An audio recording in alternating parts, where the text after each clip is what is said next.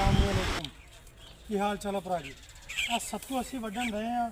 सत्तू सब तो पहले सत्तू वड्ढे जाते हैं, उस तो बाद कणक नूं हत्थ लग गया। जो असी सत्तू वड्ढ लैंदे आ उदों कणक नूं हत्थ लग जाता वा। तो ये सत्तू जिहड़े आ बड़े फायदेमंद होंदे। ये गर्मियां दे विच गर्मी दूर करदे सत्तू।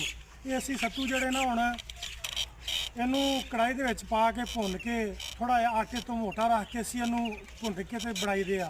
ये शक्कर च पा के इनू बड़े वधिया बनदे आ।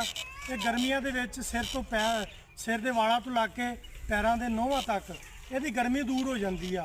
ये सत्तू बड़े फायदेमंद हैगे आ। ते ये असी वड्ढ के सत्तू बना के गर्मियां नू इहदा शरबत पींदे आ। ते मैं कहना कि कणक तो पहले ਇਹਦੀ ਵਢਾਈ ਹੋ ਜਾਂਦੀ ਆ। ਤਕਰੀਬਨ ਅਸੀਂ ਹੁਣ ਸੱਤੂ ਵੱਢ ਰਹੇ ਆ।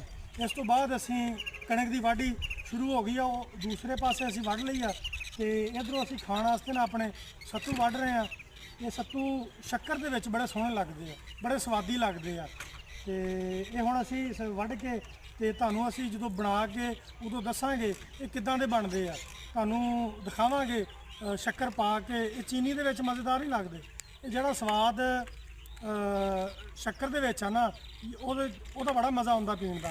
गर्मियां नूं इहदी गर्मी दूर हो जाती आ। ते ओके, अल्लाह हाफिज़।